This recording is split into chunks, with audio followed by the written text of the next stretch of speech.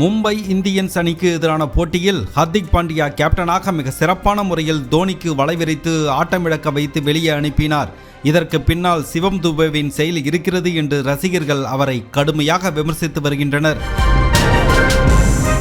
லக்னோ அணிக்கு எதிரான போட்டியில் கடைசியில் ரவி பிஷ்னோய்க்கு ஒரு ஓவர் இருந்தபொழுதும் தோனி ஸ்பின்னர்களுக்கு தடுமாறுவார் என்று தெரிந்தும் சிவம் துபே இருந்த காரணத்தினால் ரிஷப் பண்ட் அவருக்கு ஓவர் கொடுக்கவில்லை. இந்த நிலையில் சிவம் துபே தோனி தன்னை கிரீஸில் தொடர்ந்து இருக்கும்படியும் அப்படி இருந்தால் ரவி பிஷ்னோய் பந்து வீச வரமாட்டார் என்று கூறியதாகவும் வெளியில் தெரிவித்திருந்தார். இது தோனி வேகப்பந்து வீச்சாளர்களை அடித்து விளையாட உதவியாக இருந்தது.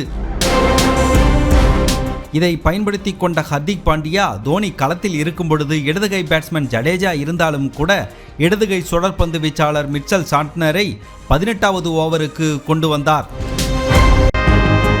இந்த ஓவரில் தோனியால் அதிரடி காட்ட முடியவில்லை. மேலும் அந்த ஓவரில் 6 ரன்கள் மட்டுமே வந்தது.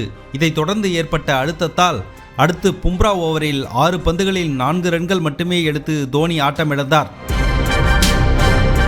கடைசி கட்டத்தில் சுழற்பந்து வீச்சாளர்கள் வராமல் இருப்பதற்கு தோனி என்ன செய்கிறார் என்கின்ற ரகசியத்தை சிவம் துபே வெளியில் கூறியதால் தான் இன்றைய போட்டியில் ஹர்திக் பாண்டியா சுழற்பந்து வீச்சாளர்களை கொண்டு வந்து மடக்கிவிட்டார் என்றும் ரகசியங்களை எப்பொழுதும் போட்டிக்கு வெளியே கூறக்கூடாது எனவும் ரசிகர்கள் விமர்சனம் செய்து வருகிறார்கள்.